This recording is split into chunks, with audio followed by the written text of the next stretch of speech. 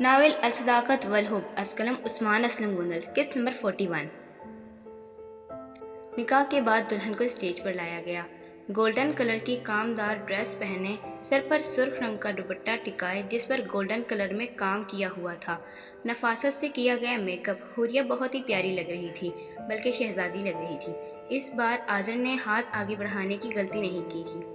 جیسے ہی حوریہ اسٹیج پر چڑھنے لگی، آذر نے اسے کلائی سے پکڑ کر اوپر کھینچا اور اپنے ساتھ بٹھا دیا۔ آذر کی اس حرکت پر اس شمس نے اسے گھورا اور وہ تینوں دوست آذر کی اس حرکت کو سمجھ گئے اور اپنی ہنسی کنٹرول کرنے لگے، جبکہ حوریہ کو آذر پر پہلے تو غصہ آیا پھر ہنسی، مطلب بیچارہ مجھ سے ڈرا ہوا ہے۔ حوریہ نے مسکراتے ہوئے دل میں سوچا، ہے مسٹر، سنو، تم ہی اس کے بھائی ہو نا؟ ماہی نے آیت کو سہارا دی کے اذلان سے پوچھا۔ شٹ اپ، بات کرنے کی تمیز نہیں ہے کیا؟ اور دوسری بات، یہ میری بہن نہیں ہے، وائف ہے، سمجھی؟ اذلان نے غصے سے کہا۔ کیا تیرا نکاح ہو گیا آیت؟ کب ہوا؟ بچپن میں ہوا تھا۔ سن لیا، اب نکلو یہاں سے، اذلان نے غصے میں ماہی سے کہا اور آیت کو سہارا دے کر وہاں سے لے گیا۔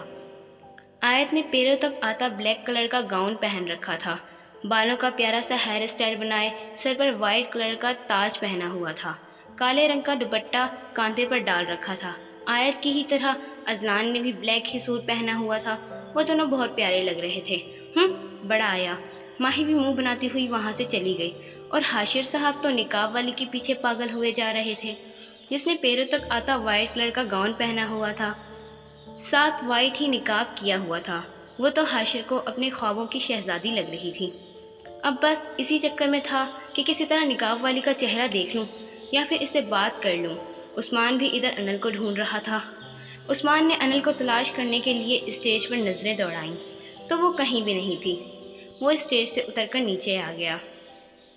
ہانیہ نے اسے ایک سائڈ پر کھڑا دیکھا تو اس کے پاس آ گئی۔ اس نے بھی آیت کی ہی طرح سیم ڈریسنگ کی ہوئی تھی، بلیک ہی گاؤن پہنے، بالوں کا بالکل آیت کی ہی طرح ہیئر اسٹائل بنایا ہوا تھا اور سر پر وائٹ ہی کلر کا تاج پہن رکھا تھا۔ سنو مسٹر، تم سے ایک بات کرنی ہے، ہانیہ عثمان کے پاس کھڑی ہو کر سرگوشی میں بولی۔ کیا بات کرنی ہے؟ عثمان سخت لہجے میں بولا۔ بہت ضروری بات ہے، ہانیہ نے فوراً کہا۔ تو یہیں کر لو، کہیں اور جانے کی کیا ضرورت ہے؟ عثمان نے پھر کہا۔ یہاں نہیں کر سکتی، پرسنل ہے، ہانیہ نے سرگوشی میں کہا۔ نہیں، مجھے کہیں نہیں جانا مس ہانیہ شہروز شاہ، آپ نے جو بات کرنی ہے یہیں کہنے، ورنہ چلی جائیں یہاں سے، مہربانی، عثمان نے دو ٹوک انداز میں کہا۔ آؤ ورنہ اچھا نہیں ہوگا، ہانیہ دانت پیس کر بولی۔ اوہ، تو مس ہانیہ شہروز شاہ، آپ مجھے دھمکا رہی ہیں؟ عثمان نے اپنا رخ ہانیہ کی جانب کیا۔ جی ہاں بالکل میری جان، ہانیہ ہونٹوں پر زہریلی مسکراہٹ لیے تھوڑا اونچی آواز میں بولی۔ مس ہانیہ شہروز شاہ، آپ کیا چاہتی ہیں؟ عثمان سخت لہجے میں بولا۔ میں چاہتی ہوں کہ تم میرے ساتھ برائڈل روم میں بس 30 منٹ کی گفتگو کر لو، بس، ہانیہ عثمان کو دیکھتی ہوئی بولی۔ کیا 30 منٹ؟ یعنی آدھا گھنٹہ؟ سوری مس ہانیہ شہروز شاہ، میں اتنی دیر تک آپ سے کسی بھی قسم کی گفتگو نہیں کرنا چاہوں گا، عثمان نے ہانیہ سے کہا اور اپنا رخ موڑ لیا۔ اوہ میری جان، سوری، رات کو سو گئی تھی اس لیے تمہارے میسیجز سین نہیں کیے، اب اس میں ناراض ہونے والی کون سی بات ہے؟ ہانیہ نے اب کی بار اپنی آواز اور بلند کر لی۔ عثمان نے پھر ایک بار نظر اٹھا کر ادھر ادھر دیکھا کہ کسی نے سنا تو نہیں، انل، چاچی، چاچو، عمران یا پھر اس کے دوستوں میں سے کسی نے؟ یہ کیا بدتمیزی تھی؟ عثمان نے غصے سے کہا اور سائڈ پر آ گیا۔ ہاں بولو، کیا بات کرنی ہے؟ عثمان نے ہانیہ سے سوال کیا۔ برائڈل روم میں آؤ، بتاتی ہوں۔ یہ کہتے ہی ہانیہ برائڈل روم کی جانب بڑھ گئی۔ عثمان بھی ادھر ادھر دیکھتا ہوا اس کے پیچھے چلا گیا۔ میں تم سے محبت کرنے لگی ہوں، سو ول یو میری می عثمان؟ روم میں داخل ہوتے ہی ہانیہ نے دروازہ بند کیا اور عثمان سے کہا۔ یہ کیا بکواس ہے؟ عثمان غصے سے بولا۔ اب کون سی ڈیل کمپلیٹ کرنی ہے تم نے؟ اور یہ تو آج تم مجھے بتا ہی دو کہ تم نے ایک دن میں کتنی ڈیلز کرتی ہو؟ عثمان کا غصہ ساتویں آسمان کو چھونے لگا۔ اوہ، پہلی بات یہ کوئی ڈیل ویل نہیں ہے، دوسری بات میں سب کچھ اپنی مرضی سے کرتی ہوں، ڈیل قبول بھی اپنی ہی مرضی سے کرتی ہوں مسٹر، اور تیسری بات یہ کوئی بکواس نہیں ہے، تم سے اظہار محبت تھا اور تم سے سوال کیا ہے तुम मुझसे शादी करोगे उस्मान? हानिया उस्मान को देखती हुई बोली।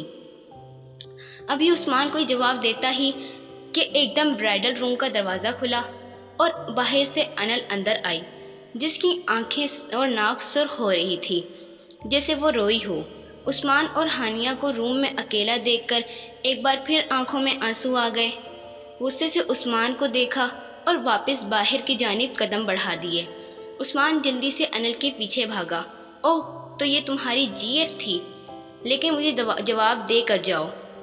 हानिया ने पीछे से उस्मान का हाथ पकड़ कर कहा। उस्मान इसका हाथ झटक कर बाहर की जानिब भागा। उस्मान बाहर आया तो खाना लग चुका था। वो टेबल्स पर बैठे लोगों में अनल को तलाश करने लगा तो इसे सामने ही सहर और इमरान के साथ बैठी अनल नज़र आ गई, जिसने ब्लैक कलर की टाइस के ऊपर रेड कलर की फ्रॉक पहन रखी थी और सर पर ब्लैक कलर का ही हिजाब किया हुआ था, और वो इमरान से बातें कर रही थी या फिर शायद इसकी शिकायतें लगाने में मसरूफ़ थी। उस्मान भी खामोशी से इमरान के साथ वाली कुर्सी में बैठ गया। उस्मान के बैठते ही अनल बिल्कुल खामोश हो गई और इमरान उस्मान को अपने साथ आने का इशारा करके उठ गया। इमरान खाना खाकर जाना। अनल ने इमरान का हाथ पकड़कर इसे रोका। नहीं, मैं बॉयज़ की तरफ जाकर खा लूँगा, यहाँ पर गर्ल्स की तरफ बैठना अच्छा नहीं लग रहा, इमरान ने कहा और वहाँ से चला गया। उस्मान भी इसके पीछे जाने लगा। उसे लगा था कि इसे अनल रोकेगी, लेकिन ऐसा कुछ भी नहीं हुआ और वो मुंह बनाकर बाहर की जानिब चला गया। जारी है।